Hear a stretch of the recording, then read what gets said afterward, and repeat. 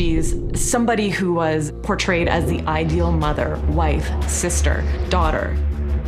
And then she essentially became someone unrecognizable. Welcome to MsMojo, and today we're discussing the shocking true story of sins of our mother. I'm basically a ticking time bomb. For this video, we're looking at the case of Lori Vallow and Chad Daybell, their doomsday beliefs, and the multiple suspicious deaths linked to the couple. Are you watching Sins of Our Mother? Let us know in the comments.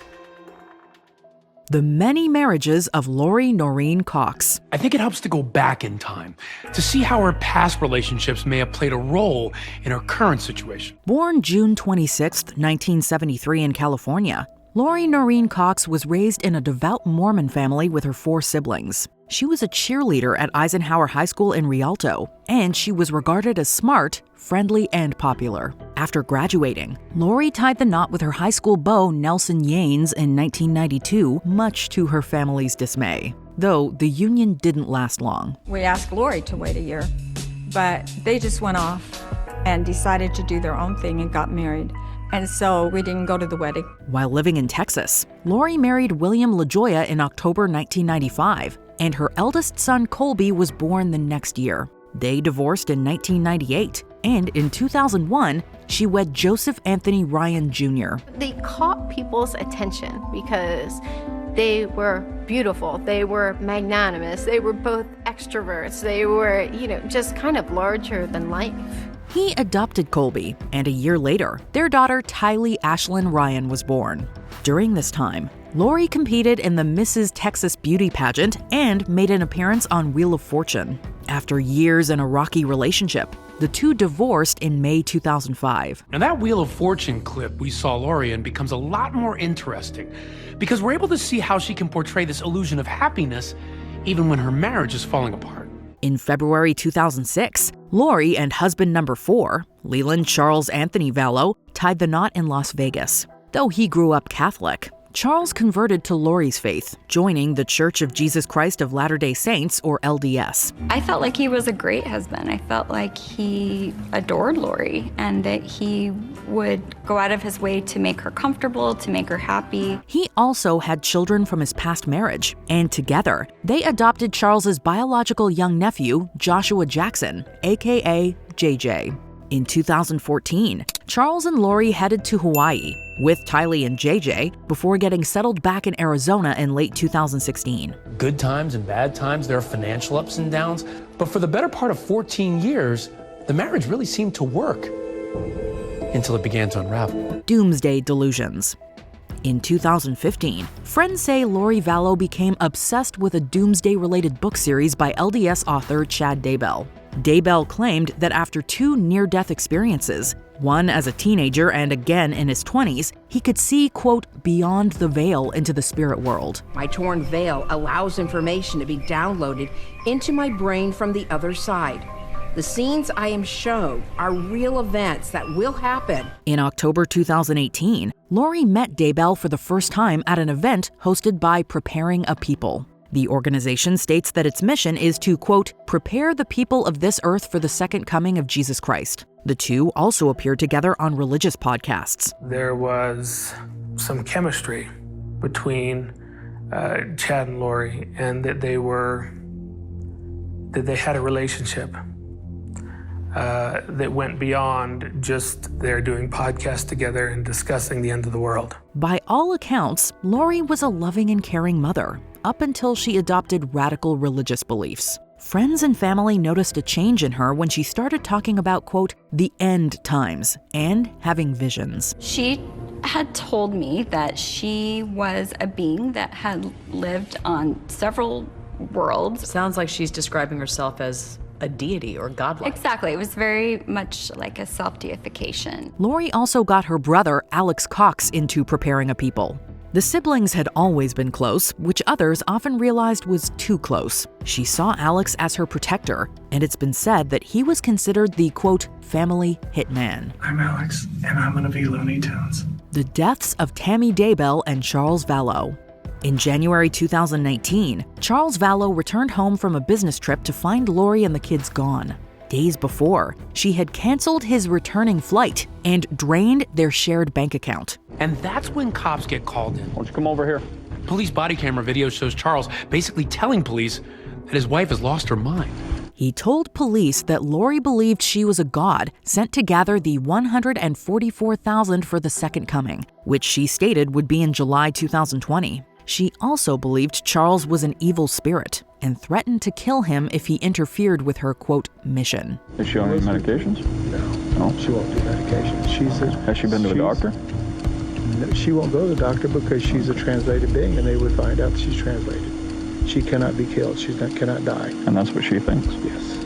Though Charles pleaded with police to have Lori involuntarily admitted to a mental health facility, officers determined she posed no threat. She was later medically cleared at Community Bridges. On February 8th, Charles filed for divorce. I've been a divorce attorney for 30 years, but I've never had anybody that came in that was this specific, that said, I'm afraid I'm going to be murdered, and this is who's going to do it, and here's why it's going to happen. He continued to warn police and the Cox family about his estranged wife's concerning state of mind, fearing for the safety of their children.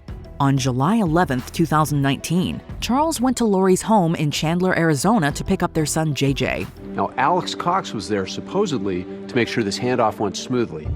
It did not go smoothly. There was reportedly an altercation, prompting Alex to shoot his brother-in-law twice in the chest in alleged self-defense. Police noted that Lori, who had just returned home after taking JJ to school, was in oddly high spirits despite her husband's death. There wasn't any huge outwardly signs of like emotional distress. There wasn't tears, there wasn't anything like that. They seemed pretty put together.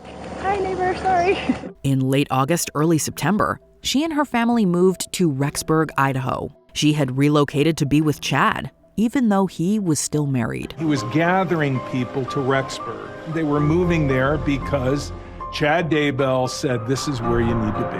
On October 19th, Tamara Tammy Daybell, Chad's wife of nearly 30 years, was found dead in their Salem, Idaho home. Now, this is a 49-year-old woman. She's an avid runner, and according to her friends and family, was in good health, seemed to be in good spirits around the time of her death, which really raised a lot of eyebrows. It was determined that she had passed away due to natural causes. However, a little over a week prior, she reportedly saw an unknown assailant who tried to shoot her with a paintball gun outside her home. Oddly, Chad didn't want to have an autopsy performed. At the funeral, he didn't stay there very long. He was upbeat. He was talking to members of the family like nothing was wrong. It didn't seem like it didn't seem like it mattered all that much. The disappearances of Tylee Ryan and JJ Vallow.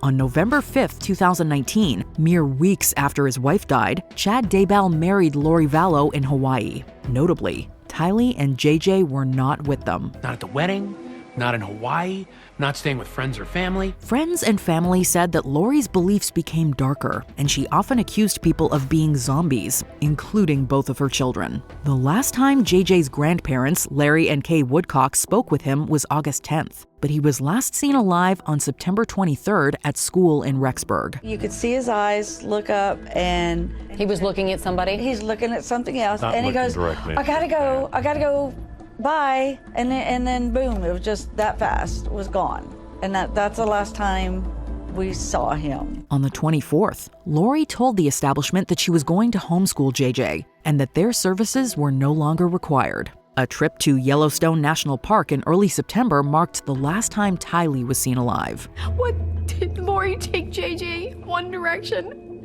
and Uncle Alex take Tylee another? I don't know what happened. Desperate for answers, Kay Woodcock contacted the Rexburg Police Department to look into the whereabouts of her grandchild JJ and Tylee. They're used to hearing from this 7-year-old on FaceTime and videos and phone calls. They're trying to call him, they aren't getting through. On November 26th, officers conducted a welfare check at Lori's home. She claimed that JJ was with a friend in Arizona and that Tylee was attending the nearby Brigham Young University. When officers returned the next day to issue a search warrant, they were gone. There was food in the refrigerator, food in the pantry. Everything had been taken off the hangers, and there was no clothes in the dresser drawers. In December, Tammy Daybell's body was exhumed from a Utah cemetery. Her death was ultimately ruled as suspicious. They told me that she'd been asphyxiated. What went on in your mind when you have police telling you your mother was asphyxiated? It's hard to process. Chad and Lori would eventually become persons of interest. The next day, in a strange turn of events, Alex Cox was found unconscious in Gilbert, Arizona by the son of his new wife, Zulema Pastenis. His sudden passing was attributed to blood clots and his blood pressure. On the same day that investigators were exhuming the body of Tammy Daybell, Alex Cox mysteriously ended up dead. The official cause of death was a pulmonary embolism. By December 20th, police were formally investigating the fact that Tylee and JJ were missing. Lori and Chad were not seen for months until January 25, 2020, on the Hawaiian island of Kauai. And just tell people what's happening. There's people around the country praying for your children, praying for you guys. Why don't you give us answers? That's great. Lori was served with a court order to deliver the children to authorities in 5 days, which she failed to do. On February 20th, 2020, she was arrested and charged with 2 felony counts of desertion and non-support of dependent children, along with a slew of other charges. She was held on a $5 million bond until being extradited to Madison County Jail in Idaho in early March. This is not about Lori.